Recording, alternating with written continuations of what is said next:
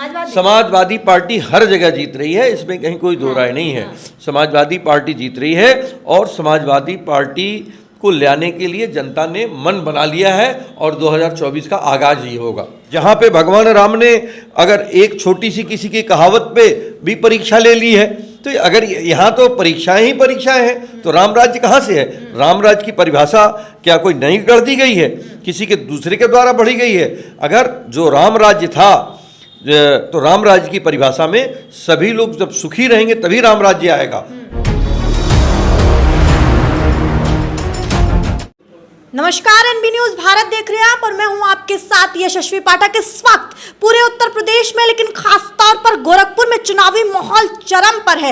हर बड़ा नेता, आपको बता दूं कि बीते दिनों अखिलेश यादव की मौजूदगी थी गोरखपुर में। अब सोचिए हॉट सीट कितना है इस गोरखपुर का कि बड़ा चेहरा गोरखपुर में आ रहा है। और ना सिर्फ अखिलेश यादव की बात करती हूँ, बल्कि योगी आदित्यनाथ भी लगातार रैलियां कर रहे हैं मंगलेश श्रीवास्तव के लिए। वहीं अखिलेश यादव ने अपने महापौर प्रत्याशी काजल निषाद के लिए ना सिर्फ वोट मांगा, बल्कि यह भी कहा कि भाजपा गुमराह करती है, भाजपा 46 और 52 की बात करती है।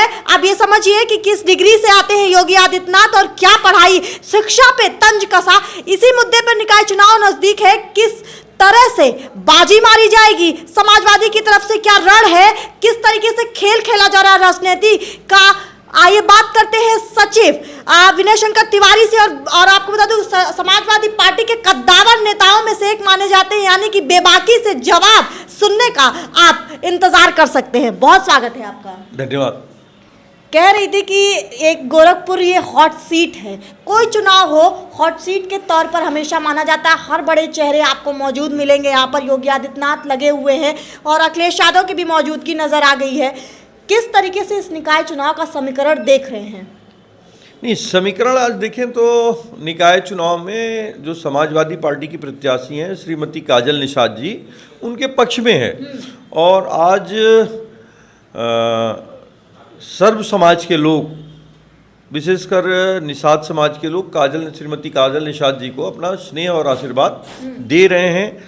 ऐसा हम लोग जब मोहल्लों में, गलियों में, जहाँ जहाँ चौराहों पे जा रहे हैं, तो ये देखने को मिल रहा है कि सभी लोग समाजवादी पार्टी की प्रत्याशी श्रीमती काजल निषाद को अपना आशीर्वाद दे रहे हैं। सवाल आता है, आपने कहा सर्व समाज, लेकिन भाजपा ये सवाल खड़ी कर रही है कि काजल निषाद सिर्फ उसी तबके से मिल रही है, यानी तबके का मतलब होता है निषाद समुदाय। निषाद समुदाय को घेरने की कोशिश की जा रही है, बाकी समाज में उतने एक्टिव की तरह इतनी एक्टिविटी नहीं दिखा रही है। नहीं, कोई भी चुनाव किसी व्यक्ति विशेष के द्वारा नहीं लड़ा जाता है, चुनाव संगठन के द्वारा लड़ा जाता है। और जो समाजवादी पार्टी का संगठन है वो हर जगह अपना काम कर रहा है। काजल निषाद जी कहीं जा रही हैं, जिला अध्यक्ष कहीं जा रहे हैं, जो महानगर के अध्यक्ष कहीं और जा रहे हैं, जो हमारे पार्षद पद के प्रत्याशी वो कहीं जा रहे हैं। हम लोग भी जहाँ जहाँ सभाएं हैं तो वहाँ सभाएं हम लोग कर रहे हैं, लोगों से मिलकर बात कर रहे हैं। तो समाजवादी पार्टी, समाजवादी मतलब तो सब कुछ है, सभी समाज के लोगों का, चाहे वो व्यापारी समाज हो, निषाद समाज हो, ब्राह्मण समाज हो या और कोई अन्य समाज हो, सर्व समाज के लोग उनको अपना आशीर्वाद दे रहे हैं और सब लोग ऊब गए हैं। देखिए वर्तमान में क्या है, भारतीय जनता पार्टी की जो स्थितियाँ हैं तो उससे सब लोग ऊब गए हैं और परिवर्तन चाहते हैं। आपने कहा कि सब अपना अपना काम कर रहे हैं, तो ये क्या मान लिया जाए कि विनय शंकर तिवारी ब्राह्मण वोट इकट्ठा कर रहे हैं काजल निषाद के लिए? क्यों नहीं इकट्ठा करेंगे? ये तो बहुत स्वाभाविक सी बात है ना कि हम अगर पार्टी में हैं तो पार्टी का काम करेंगे। और केवल ब्राह्मण वोट नहीं, हम कल जैसे अभी हम 3 सभा हमने कल माइनॉरिटी की भी की, हमने 2-3 सभाएं कल रात में अखिलेश जी के जाने के बाद, आदरणीय अखिलेश जी के जाने के बाद हमने ब्राह्मण समाज की, माइनॉरिटी समाज की।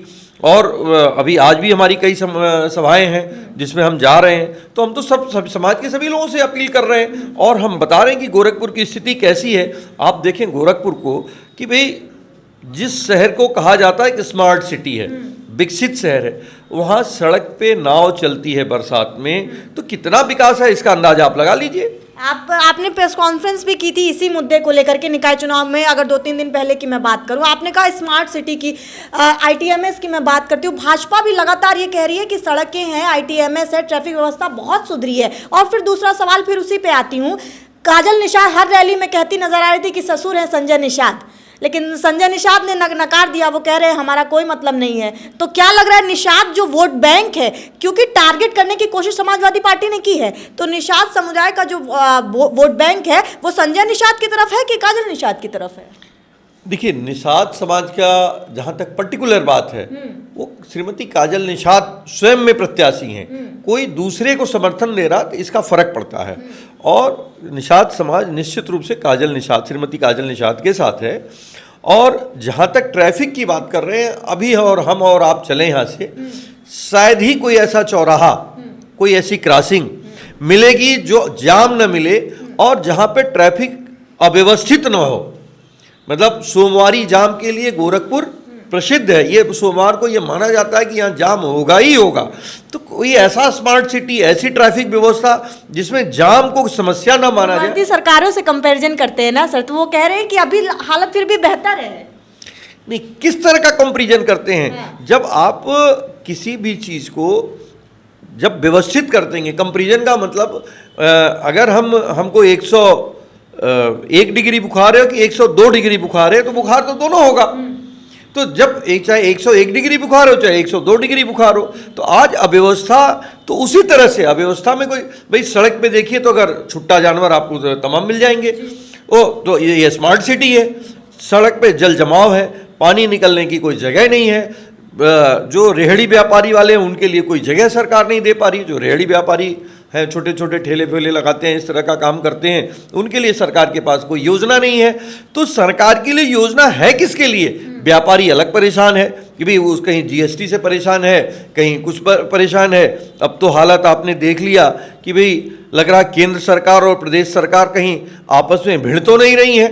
आप देखिए अभी 2 दिन पहले व्यापारियों का, यहाँ के और दिल्ली के व्यापारियों का क्या हालत था, तो ये आपने देखा है। तो इस तरह से जनता इन सब चीज़ों को देख रही है और परिवर्तन की, जनता की मांग परिवर्तन की है। योगी आदित्यनाथ भी रैलियों में मौजूद है, मंगलेश श्रीवास्तव के लिए रैली कर रहे हैं, वोट मांगने की कोशिश की जा रही है। इसी में तंज में उन्होंने कहा कि ये देवता और दैत्य की लड़ाई है। अब आप समझिए और समझाइए जनता को कि इसमें देवता कौन है और दैत्य कौन है। देखिए, इसका निर्णय देवता कौन है दैत्य कौन है 4 तारीख को जब जनता वोट दे देगी तो बता देगी कि देवता कौन है। जनता जिसको स्वीकार करेगी वो देवता है, और जिसको योगी आदित्यनाथ किस परिप्रेक्ष्य में कह रहे हैं ये तो वही बता पाएंगे ना किस परिप्रेक्ष्य में कह रहे हैं। आपने बयान नहीं सुना? नहीं, बयान सुनने न सुनने से कोई बात तो होती नहीं है, क्योंकि कोई भी निर्णय जो करता है लोकतंत्र में, निर्णय आदरणीय जनता का होता है। आदरणीय जनता जिस निर्णय को करती है सभी को उसको स्वीकार करना पड़ता है। उन्होंने ये भी कहा कि हम देवता हैं क्योंकि हमने विकास किया, और बाकी सरकारें क्या काम कर रही थी और वो माफियागिरी और गुंडागर्दी, तो आप समझिए कि किस तरीके से तंज कसा गया है। नहीं, तंज कस रहे हैं तो तंज कसना के साथ साथ वास्तविकता से भी उनको परिचित होना पड़ेगा। अगर इसी को विकास कहेंगे तो विनाश किसको कहेंगे? आज भी इंसेफ्लाइटिस खत्म नहीं हुई है, आज भी पुलिस कस्टडी में हत्याएं हो रही हैं। तो जब कानून व्यवस्था में पुलिस कस्टडी में अगर कोई मारा जा रहा है तो इससे ज़्यादा कानून व्यवस्था की लचर व्यवस्था कोई हो ही नहीं सकती है। जेल में हत्याएं हो रही हैं, कस्टडी में हत्याएं हो रही हैं, जिनकी मतलब बहुत ज़्यादा सुरक्षा है, जो कहा जाता है कि बहुत बढ़िया कानून व्यवस्था है, कोई व्यापारी आता है उसकी हत्या कर दी जा रही है। तो कानून व्यवस्था कहाँ बेहतर है? और देवता का ये चरित्र नहीं होता है कि आम लोगों का जीवन दूभर हो जाए। राम राज्य तो वो था जिसमें सबका जीवन सुखमय था, तो यहाँ तो किसी का जीवन सुखमय नहीं है, चाहे वो व्यापारी हो चाहे वो कर्मचारी हो। तो भाई कर्मचारी आप देखिए हड़ताल पे हैं, हर विभाग के लगभग कर्मचारी हड़ताल पे हैं। आदरणीय उच्च न्यायालय को उसमें दखलंदाजी देनी पड़ रही है। तो जब कर्मचारी हड़ताल पे हैं, व्यापारी अपने कहते हैं रामलला को ले आए तो रामराज तो आ ही रहा है। ऐसा रामराज तो उन्हीं के लिए मुबारक हो।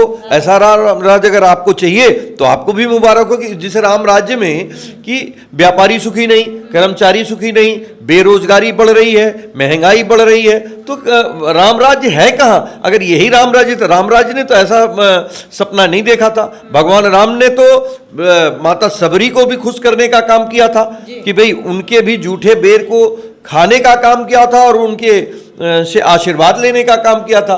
उसको राम राज्य कहते हैं। जहाँ पे भगवान राम ने अगर एक छोटी सी किसी की कहावत पे भी परीक्षा ले ली है तो अगर यहाँ तो परीक्षाएं ही परीक्षाएं हैं तो राम राज्य कहाँ से है? राम राज्य की परिभाषा क्या कोई नई कर दी गई है, किसी के दूसरे के द्वारा बढ़ी गई है? अगर जो राम राज्य था तो राम राज्य की परिभाषा में सभी लोग जब सुखी रहेंगे तभी राम राज्य आएगा। ऐसा नहीं कि व्यक्ति विशेष कोई सुखी हो जाए उससे राम राज्य आने वाला। तो ये भाजपा का राम राज्य हो सकता है, वास्तव में राम राज्य नहीं है।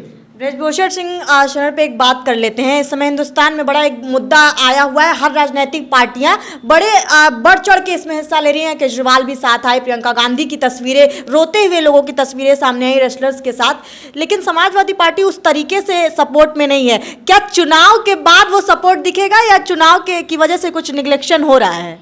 नहीं, किस तरह का सपोर्ट आप चाहती हैं? सपोर्ट ये चाह रहे हैं कि समाजवादी पार्टी जिस तरीके से मुखर होकर हमेशा कहती है कि ये गलत हो रहा है, ये सही हो रहा है, उस तरीके से अखिलेश यादव के बयान नहीं आए।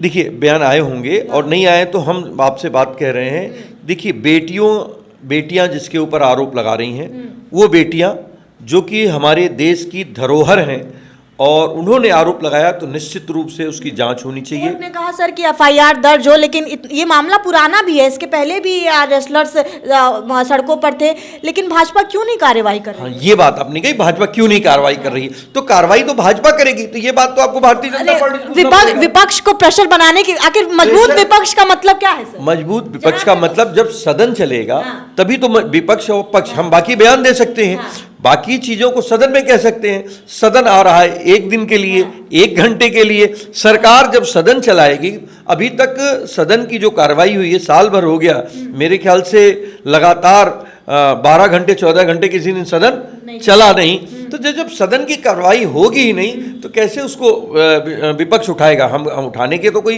एक ही फोरम है, वहां तक पहुंच सकते हैं ना सर। आखिर अखिलेश यादव यहाँ पे गोरखपुर में काजल निषाद के लिए वोट के लिए आए ना सर, तो वहां पे पहुंच के लिए सहानुभूति दिखाने के लिए नहीं, तो अभी सहानुभूति नहीं है हमारी, हम वास्तव में चाहते हैं उसकी जांच हो। हम तो कह रहे हैं न्यायिक आयोग गठन किया जाए और न्यायिक आयोग गठन करके सुप्रीम कोर्ट के आदरणीय जो न्यायमूर्ति हैं उनके निगरानी में आयोग गठन किया जाए और उसकी जांच की जाए।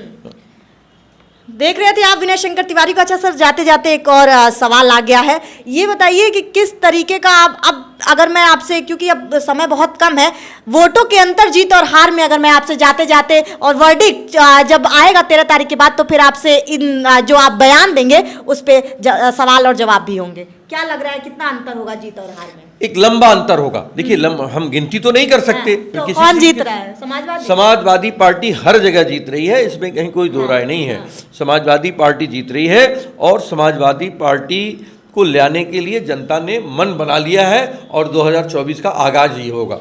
सुन रहे थे आप विनय शंकर तिवारी को, और लगातार ये बार बार कह रहे हैं। कल अखिलेश यादव की भी मौजूदगी थी। अखिलेश यादव ने भी कहा कि अगर आप कुछ अच्छा चाहते हैं तो जरा चुनिए समाजवादी पार्टी को, इसलिए क्योंकि सड़कों पर अब बदलाव की जरूरत है। और जैसा विनय शंकर तिवारी ने भी कहा कि अब समाज तैयार है बदलाव के लिए। तो 13 तारीख को पता चलेगा कि बदलाव हुआ है कि नहीं, किस तरफ हवा चल रही है और बदलाव किस तरफ हुआ है। लेके आऊंगी अपडेट, बने रहिए अनविभाग के साथ। मैं हूं आपके साथ यशस्वी पाठक।